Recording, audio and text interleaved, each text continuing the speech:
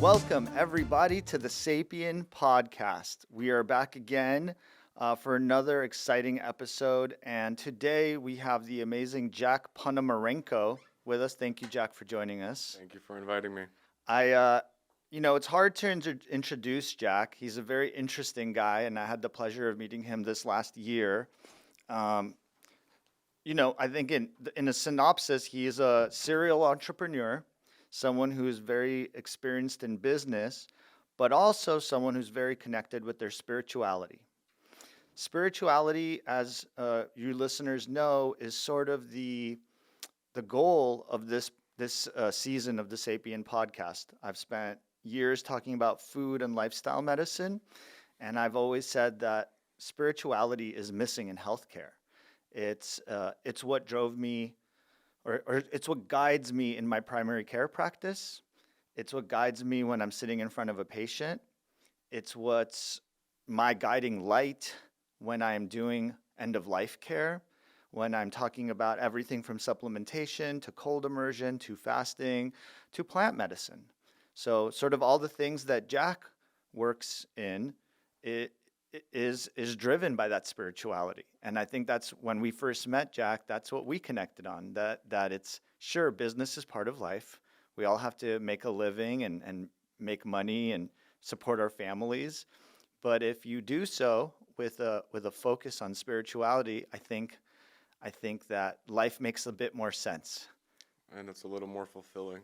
The day-to-day grind is tolerable when you're guided by something that is deeper than money and is deeper than even taking care of your family, but showing people and helping people through what is a very challenging world. And I've guided people through their journey with weight loss and nutrition and understanding the food system, but I really hope that this series of interviews this season really will open the door to different ideas about spirituality. And that's what we're going to talk about today.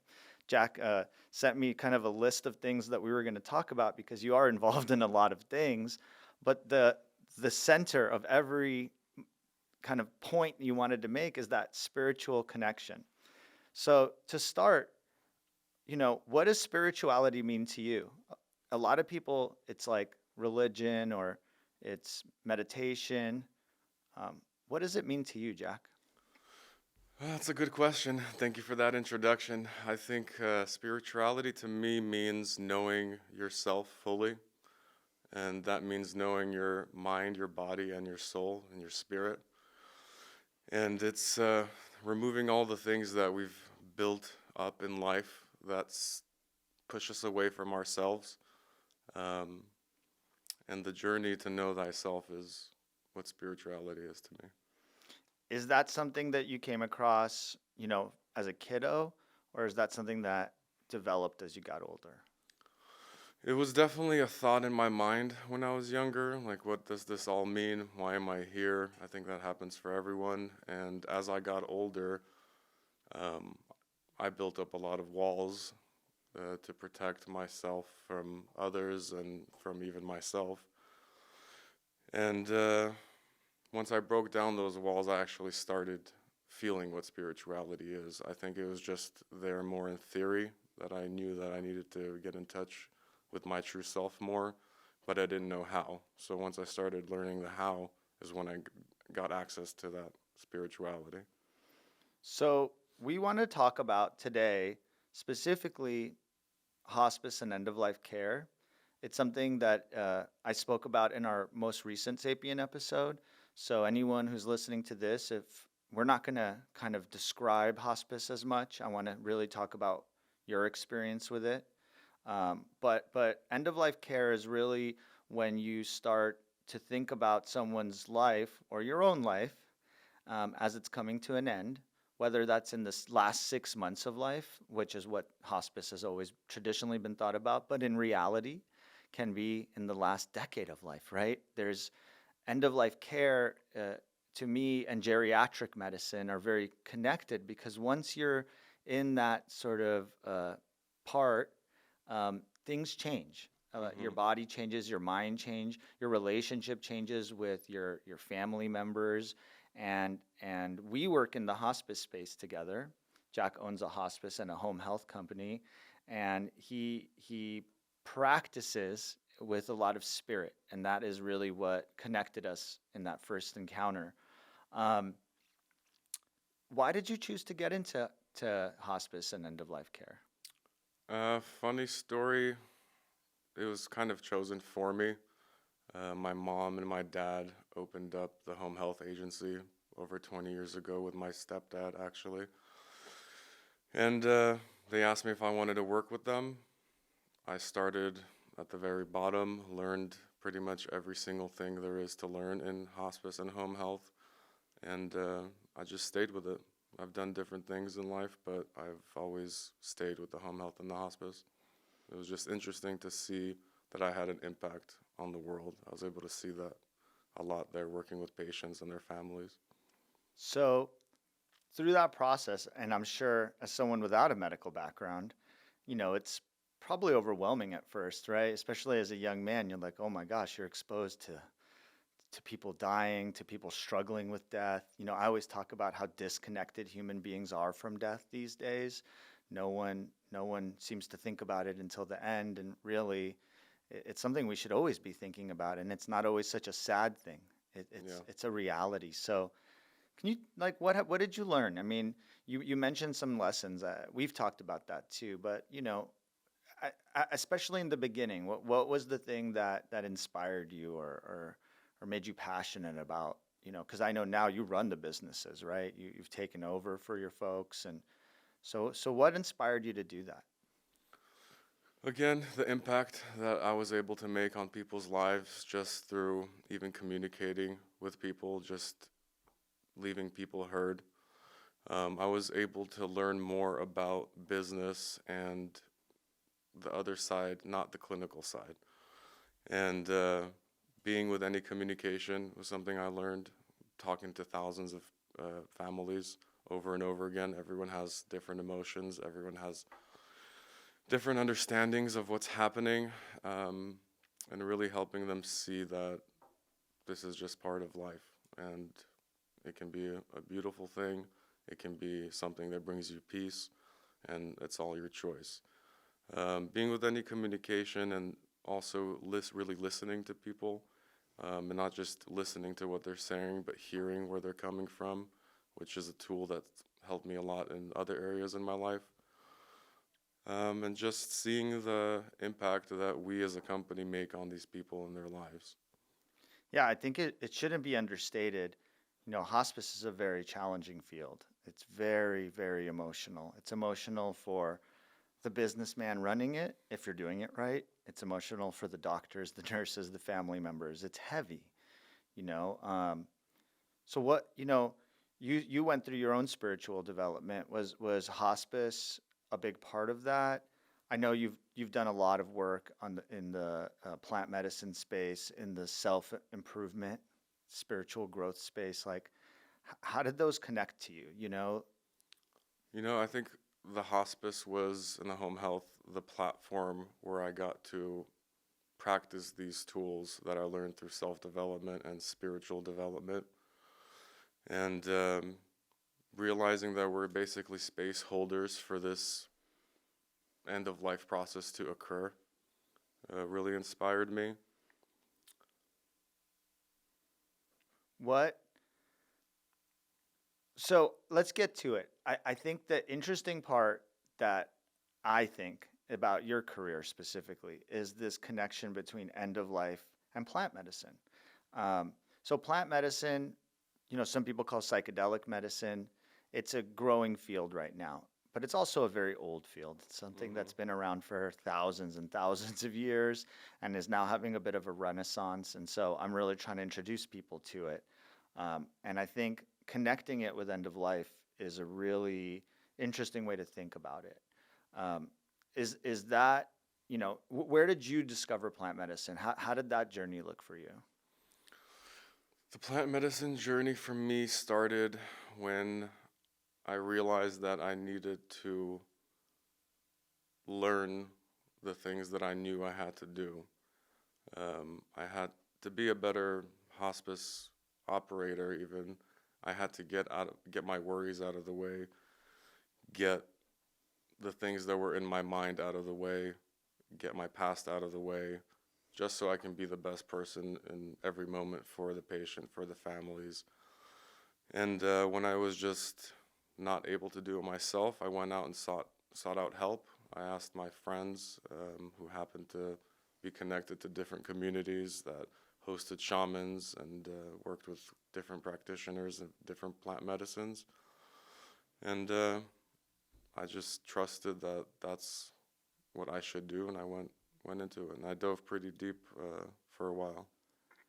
So you did that personal work. A lot of people are getting exposed to plant medicines.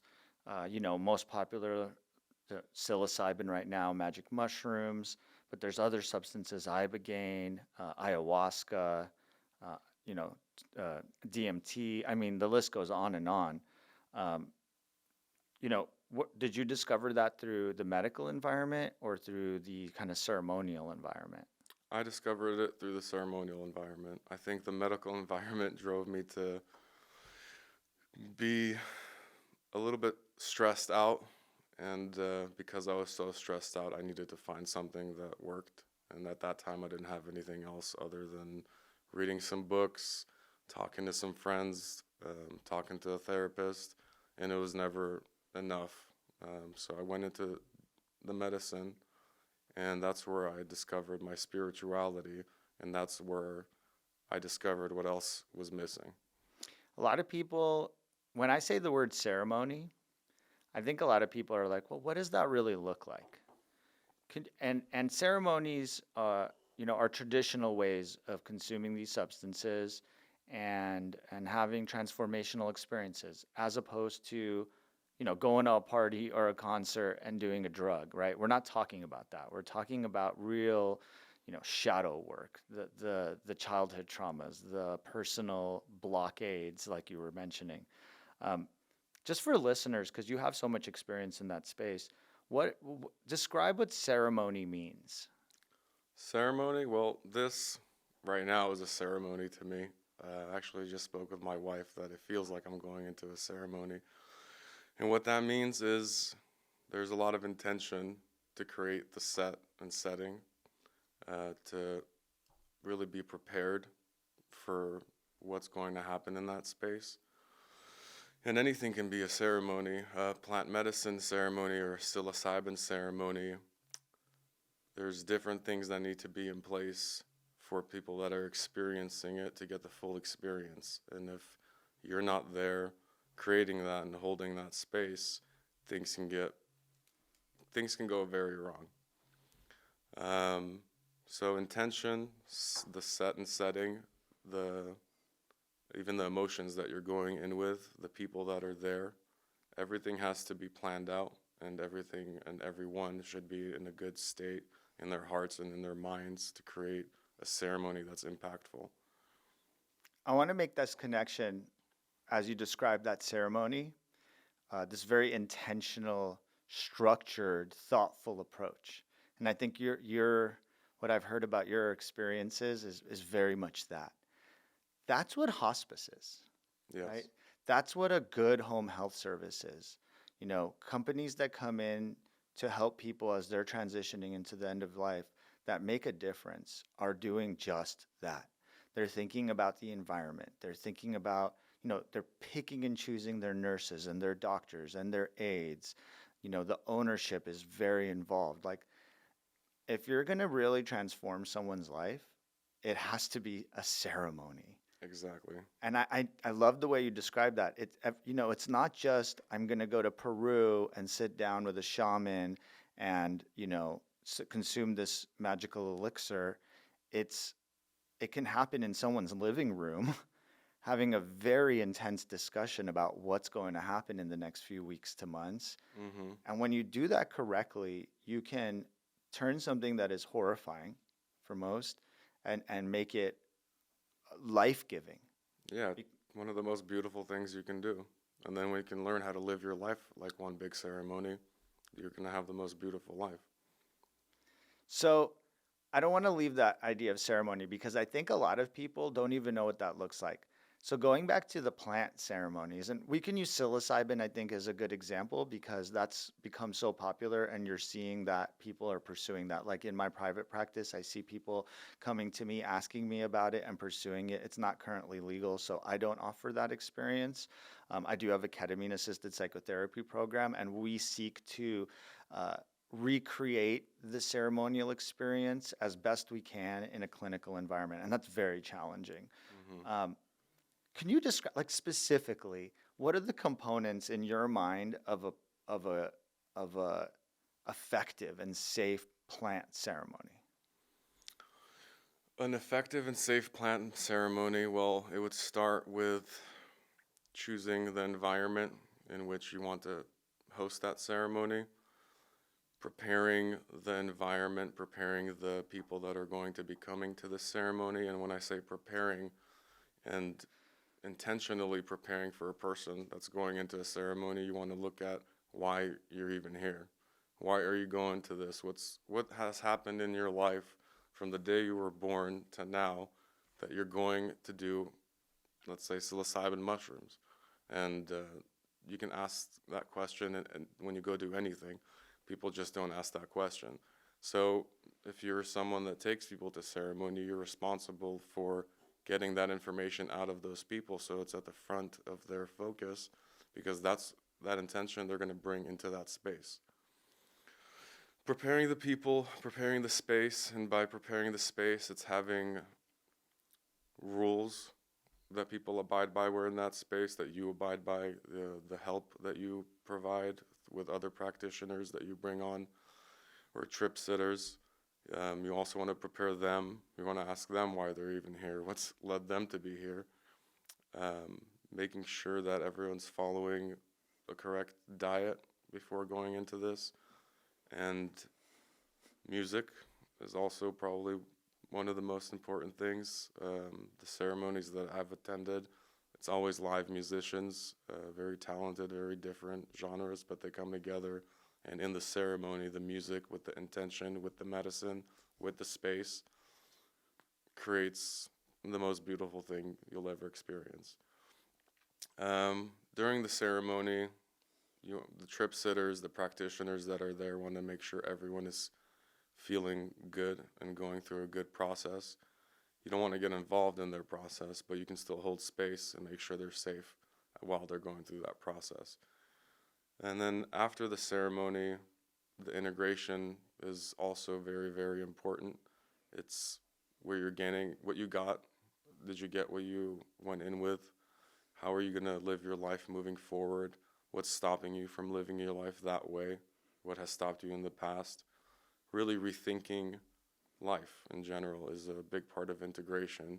And that's integration that happens the next day, next week, next year, for years to come. Some people can integrate for a couple of years after one ceremony. And then follow up, also being in touch with the people you did ceremony with, being in touch with the practitioners, the people holding space, knowing that you're not alone through this. I think that creates a successful experience. Yeah, that's beautiful.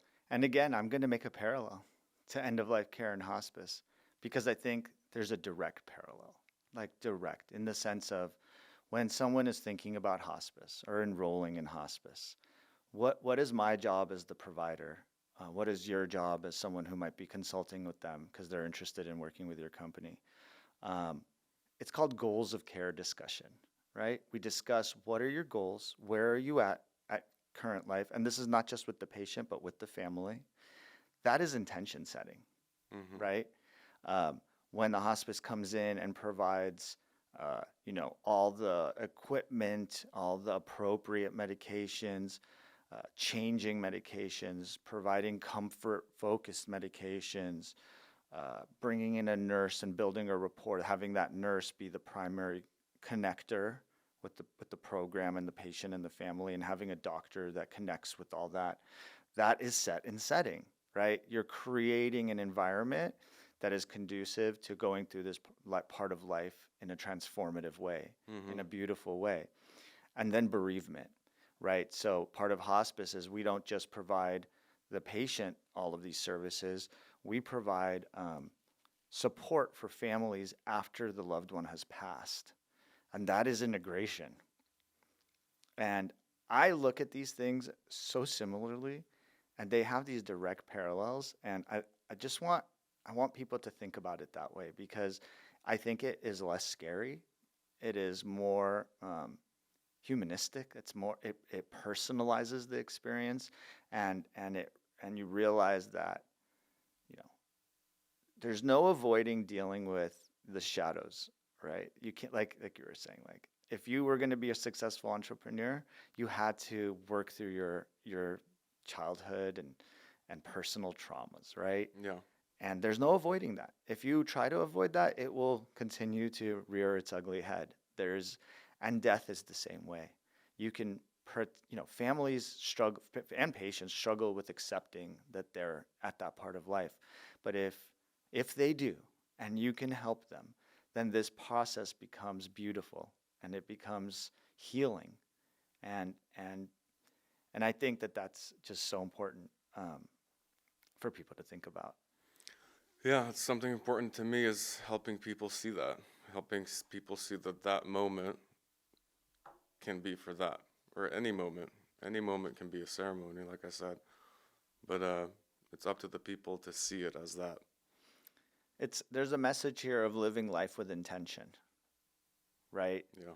I think like setting an intention before a ceremony or talking about goals of care and hospice, you can take that to your day-to-day life even if you're 22 or 35 listening to this. Uh, Living life with an intention will give you spirituality ultimately. Um, so hospice has had its challenges, and a lot of people are scared by that term because, well, a lot of people do it incorrectly. A lot of business people and even doctors, they don't have the right approach. Hmm. I believe that they don't. It becomes a little too mechanical, a little too pharmaceutical. Um, so what's missing in hospice? I mean, what do you bring? What does your company bring? We bring together because I work directly with your company. But just like for people to think about what is missing in like most traditional hospice environments. What's missing? I think something that I would like to see more of is guidance to the patients and the families on the importance of using this moment to express and to put everything on the table. And you can get that guidance with a spiritual advisor, spiritual counselor if they're equipped and trained to do that. But I think a lot of people are, I mean, there's some that do it, but there's a lot of people that don't see this as that opportunity, and they're left with so much feelings that weren't expressed, so much thoughts that weren't expressed. And then the person passes away, and even the person that's passing away also didn't express. So it's a two-sided street, and I think that's the best time to get complete about the life that you've lived together. So I would like to see more hospices helping guide families to have that completion, not just be a patient that we took care of and Gave some keep going. medications and controlled their symptoms. Yeah. That spiritual part is the part that I bring to the table when I'm with a patient, and I think why I've had success in the space is, I the first thing I tell families is I'm like, this medicine part, it's easy. Controlling symptoms for a good hospice, it's easy. Yeah. There's no challenges there. We have really robust research in the space of end of life care. As opposed to psychedelic, and this is where these two things differ, I believe. Like we are still learning a lot about psychedelics and plant medicines and their roles in helping with mental health problems. And there's great, historical research, and there's some research coming, but like we don't have the not nothing compared to what we have in end of life care. Like your nurses, myself, the directors of nursing, we know how to control symptoms. We know the appropriate medications to stop. We know the appropriate medications to add and the dosing, and all of this has been studied overwhelmingly. But it does feel that there's a lack of focus on the mind body spirit connection. And I think that's something that's coming. And I think that any hospice that is doing it appropriately is really focusing on that. Um, so yeah, I agree. I think that, it's so important for the ownership to be connected with the physicians, to be connected with the nurses, and to have what is considered a true multidisciplinary approach. And I like to consider the ownership as part of the disciplinary approach because sometimes when you don't have support of the ownership to do certain things that you think is appropriate for a patient, it can be very challenging to deliver high quality care. That's like a ceremony without the shaman, basically. If the owner's not involved and the owner's energy isn't in the right place, things can go really wrong. Yeah, and I think people think of the doctor as the shaman, and and I'm not. I'm a I'm a tool of the organization. I provide a service, and I think about it that way. I have a very specific role, but without a person who's not just focused on making money, not just focused on, all the business parts, which we're not going to get into in this conversation. I talked a little bit about business in the last episode, and frankly, like what people need to understand, in my opinion, is that if you're not meeting or you're not feeling that ownership is involved, that's probably not the best hospice for you. Or, 100%. right? I like the way you put that. The shaman is actually the owner. Well, yeah, because the owner's energy is creating that space where things will happen. So you can hire the best doctor, but if you're an owner who doesn't really truly feel like he wants to make a difference, he just wants to know that he hired the best doctor, that's a troubling situation. But if the owner is there, he knows the doctor, he knows the nurses, he's spoken to the family, it's much more intentional, and the experience for everyone becomes much more fulfilling and easier. And like that's true with any corporation, right? When when you see a successful corporation that's growing, that's providing, state of the art services, when you go into a company, a clinic, any business, and you see everyone's happy and excited to be there, it's actually a projection of ownership, right? Yeah. It's the people that own a company and run the company, their energy is so important. And I don't know how it works. This is that energetic space that we struggle to describe in modern society. But an owner who's projecting love, projecting conscientiousness and thoughtfulness and not focused on greed or their own personal goals, but rather the growth and the productivity of the company, that manifests into every individual, from the highest level employees to the brand new first week employee. Everyone feels that. Yeah, it's also relates to being a parent to your children. If the parent is angry, stressed out, he's passing on all those things to the child, and that's how the child grows. If the owner is stressed out, angry all the time, the business grows, but it's a very tense situation all the time. And that's actually what I would like to see more of, and what's missing is owners that are stepping up and not just being masters of business, but being masters of themselves and their soul, their mind, their body, and taking time to learn that, because everyone is excelled in learning how to build a business and operate a business, but sometimes they're operating it from like their 10-year-old self. Right. And I'd love to see more owners and everyone in general step up and dive deeper into themselves so they can operate it from a much more intentional, powerful place. Yeah, it's interesting. Like a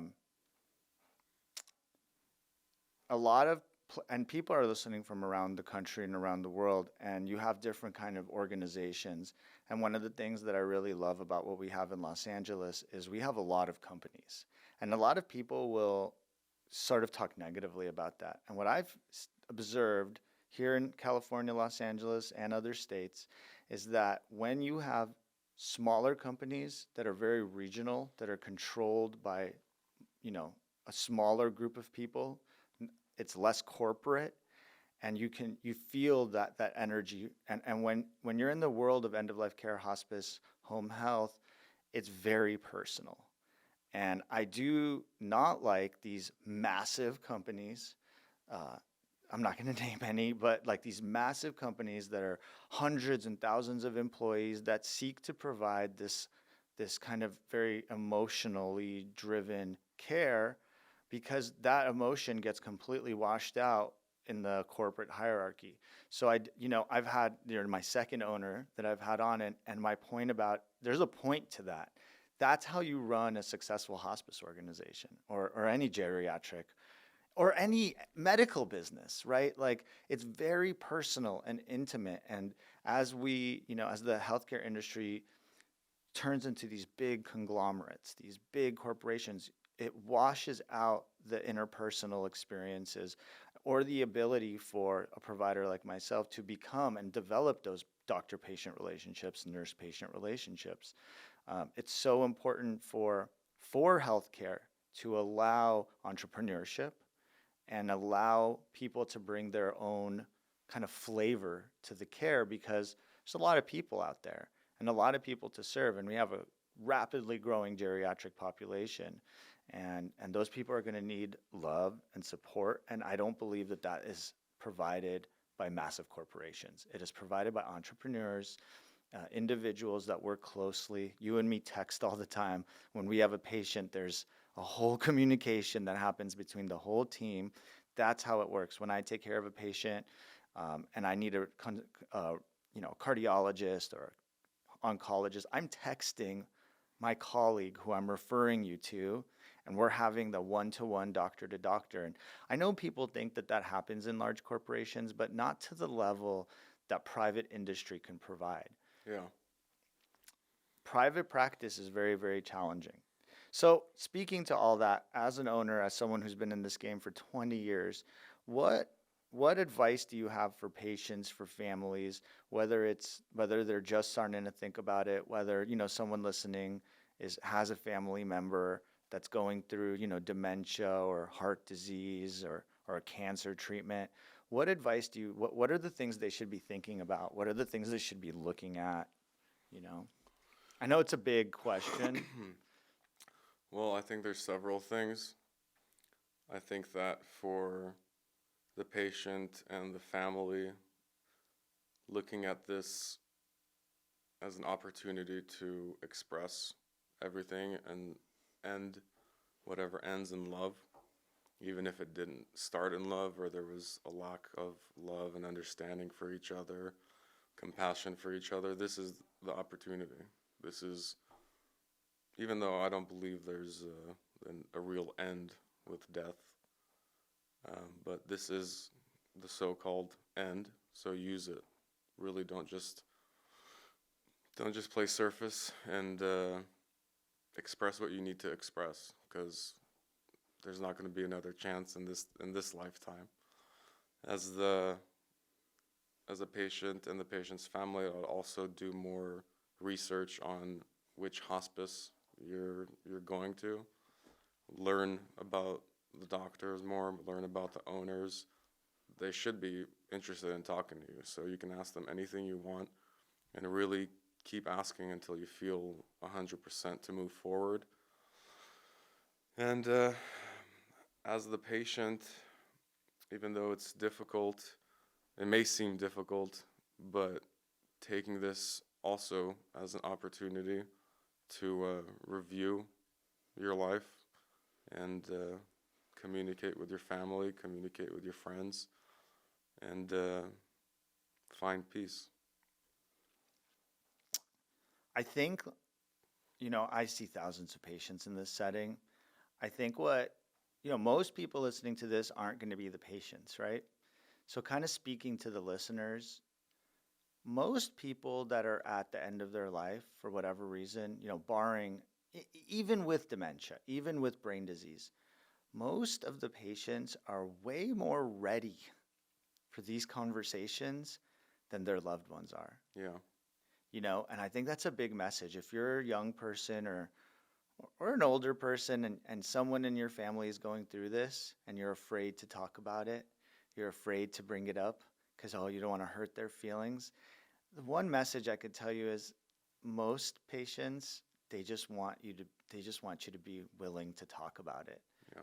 willing to open those doors and sort of step through them and not always be in this overwhelmed state, but sort of embracing what's going on because the patients are ready, and like one of the bits of advice I always give family members is having that conversation to give permission to their loved one to pass.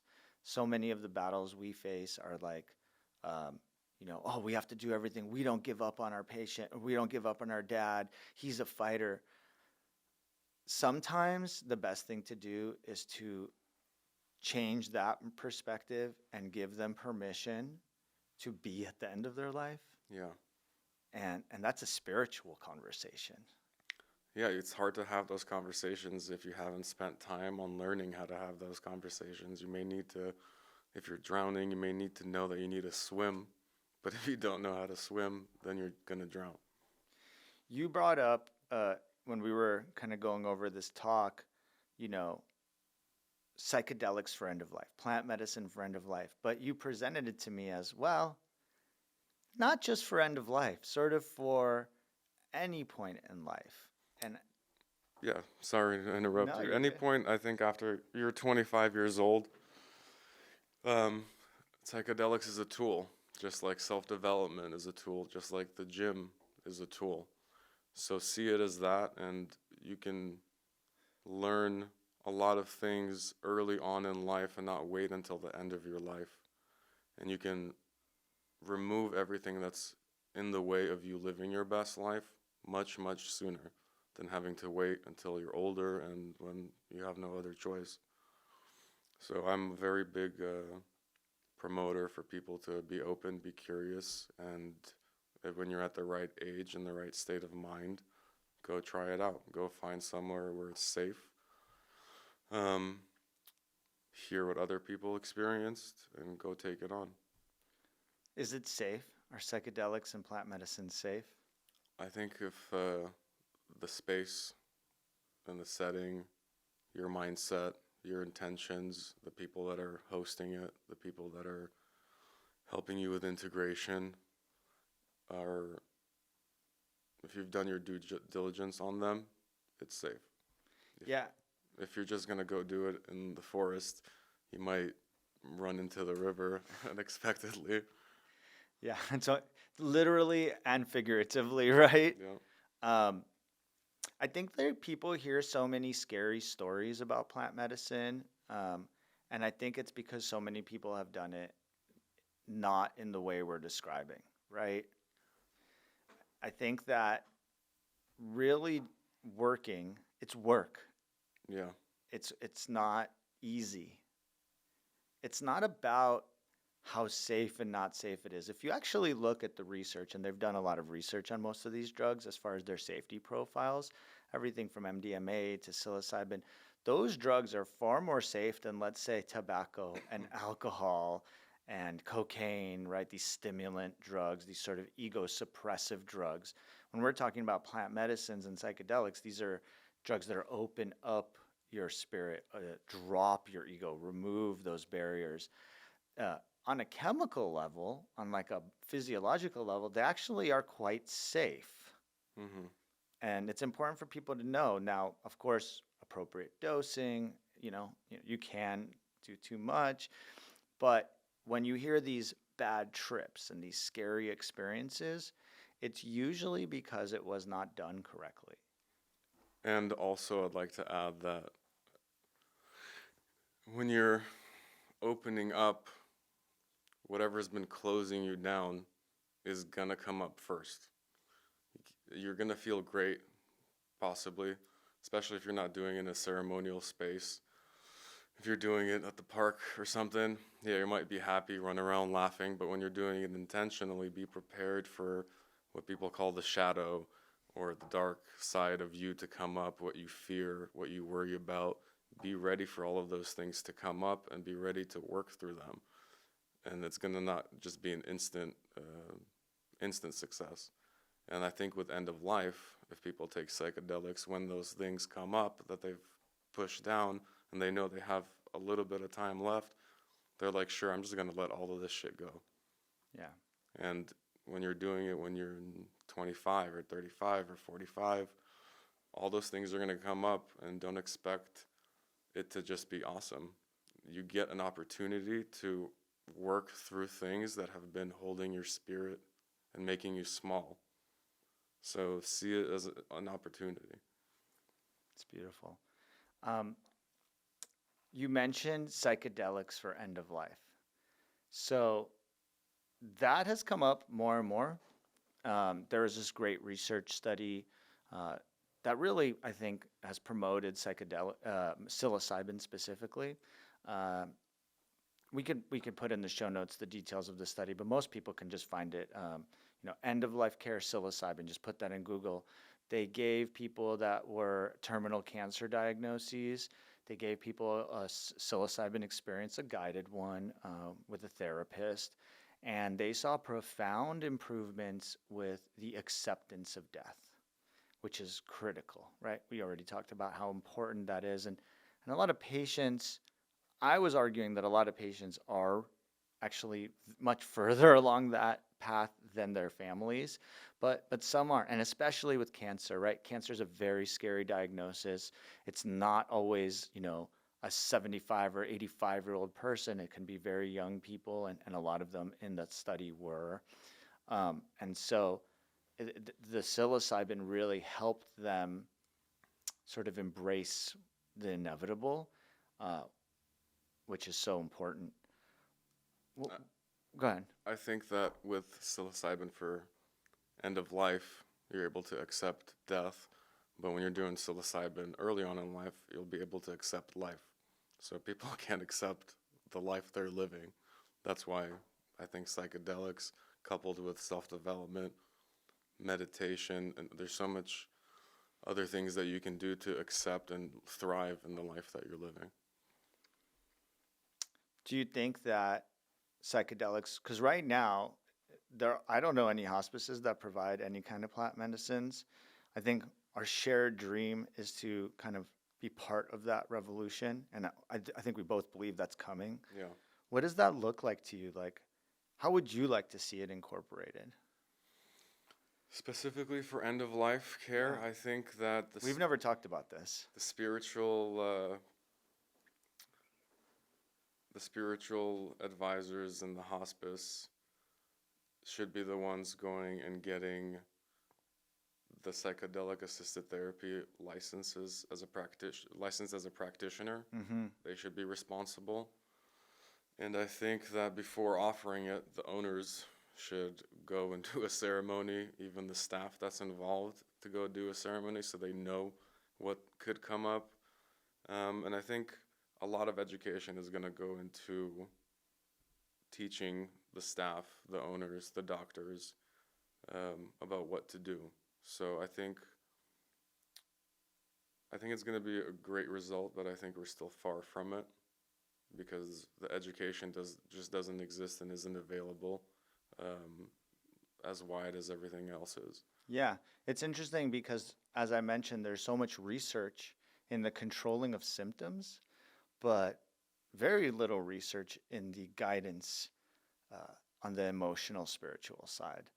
And that's really unfortunate. And you guys, we're saying a lot of the same stuff. It's on purpose. Nothing that we're saying is widely accepted, and yet there's a ton of evidence to support what we're saying, just not widely accepted, very fear-based understandings of this stuff. Now, of course, a lot of that is because of legal issues, and we're seeing that change. We're seeing that change, on the state level, on the city level. You see cities stepping up and saying, no, we cannot promote this bizarre drug war and take these tools away from people, these tools that have been used for tens of thousands, maybe hundreds of thousands of years. Um, so I do think that it's going to be on us, the younger generation, that is really watching the the mental health breakdown of our society, the lack of support for the mental health of families and patients alike, to open people's minds to it. And I think that's your intention to come here that clearly, and And I think that over time, people will accept it.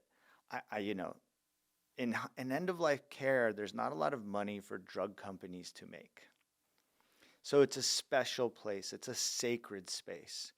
You know, in my clinical practice, when I'm taking care of people, there's a lot of money to be made by drug companies to promote antidepressant drugs, which have been recently, you know, SSRIs have recently been proven to be ineffective. Mm-hmm. Um, and yet, billion-dollar industry, right? Um, so, you know, as people that believe in this as a tool and are in end of life care, we have this special environment that I think will be the first place where we can really bring it to life um, in medical practice, right? I do think there's going to be a huge pushback by the powers that be to not embrace psychedelic and plant medicine for mental health because it's not lucrative. Yeah, and because they come from a different background where that was frowned upon, and that's how people usually live. If something was frowned upon when they were younger, that's how they learned it. That's how they stuck with it till the end of their lives, unless they went and try to find places where they can see things differently or speak to people that see things differently and accept those viewpoints, which is with us possible, but with some people is very difficult still. It is. And especially when there's the corporate structure and the financial incentives. You know, if anyone listens to this podcast, you know how I feel about the drug industry. I'm not a fan of the FDA. They don't have our best interest in mind. Oh, I You know. know, it's wild. I know you know. It's wild. And so, you know, I think some people will find it surprising that we're making all these parallels with end of life care and plant medicine. And I've never heard people talk about it in that way. So I think it's a unique perspective for people to think about. But it's because um, we're not talking about money. We're not talking about anyone really making any money. We're talking about trying to give a very powerful tool to people throughout their lives and at the end of life. And it's where it's desperately needed. It's desperately needed for more tools to deal with our emotional and spiritual health. Um, we're getting closer to the end, so I want to talk a little bit about your experience. And specifically, and you let me ask you this. You give me and I love it. So, you know, there's a lot of plant medicines out there. There's a lot of psychedelics. What are your favorite drugs? And what are those that gave you the most powerful life lessons? And maybe that's just psilocybin, but maybe there's something else that people should know about. Excuse me. I know every medicine is a different kind of teacher. And my favorite and what's made the biggest impact on me has to be mushrooms, psilocybin mushrooms, then DMT, and ayahuasca and peyote also made a big impact.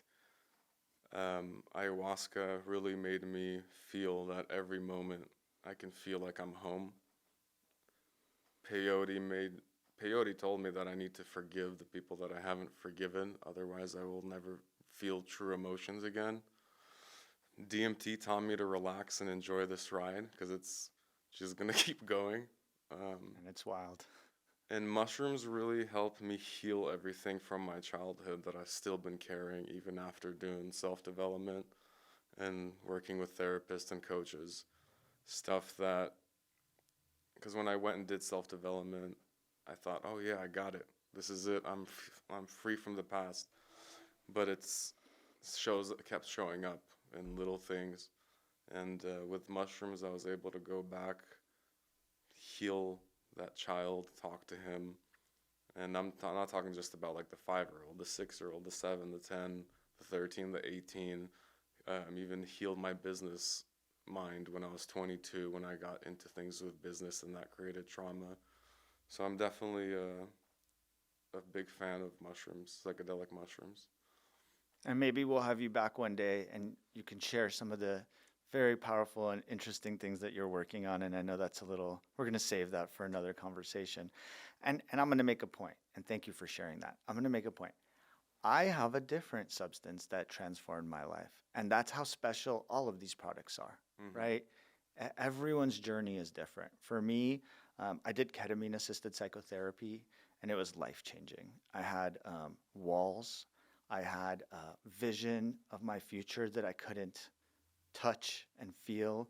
And by going into a disassociative state with ketamine and working with a therapist and sort of setting that intention of what I really was trying to get after, I had two profound experiences that helped me get to where I am today. And when I have troubles in the future, I have these tools available to me. Um, so I guess there's a message of like, there's a lot out there in the when we say plant medicine or psychedelic medicine, we use them interchangeably. They're not the same. You can look it up, ketamine. It's not important. You can look it up and we can talk about it one day. But really, these substances are powerful. Everyone's journey is different. You had a different journey than I had, but we're connected in that we are open to this and we want people to understand and not be afraid of it. And I think that's like the biggest lesson. What any other lessons you want to share with everyone before we wrap it up? I think just to touch on what you just said, psychedelics and plant medicine giving you the ability to grasp what seems far-reaching.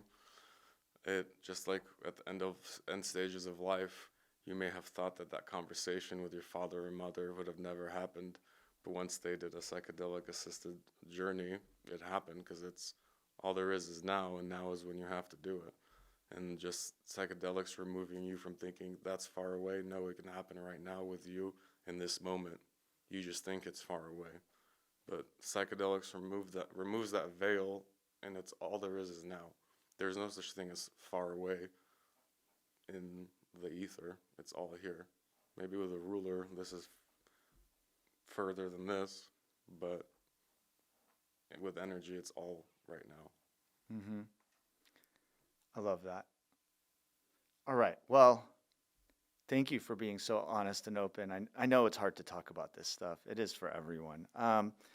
Look, people might want to look you up or at least look up and reach out to your companies. Can you share with everyone where they might find you, reach you, and definitely share your hospice and home health information? Yeah, we're Guardian Angel Home Health Agency Incorporated, located in Simi Valley, California. We're a standalone agency. And then we're also Guardian Angel Hospice, located in Simi Valley, California. And you can visit our website, gahha.com, or you can find me on Instagram, J_the resource. I'm a little bit more spiritual on Instagram, but yeah. It's a great follow if anyone wants to learn some lessons and see a different way to look at the world, and I love it. So, on that note, thank you everyone for listening. Thank you, Jack, for joining me. Thank you. Thank you, and until next time, goodbye.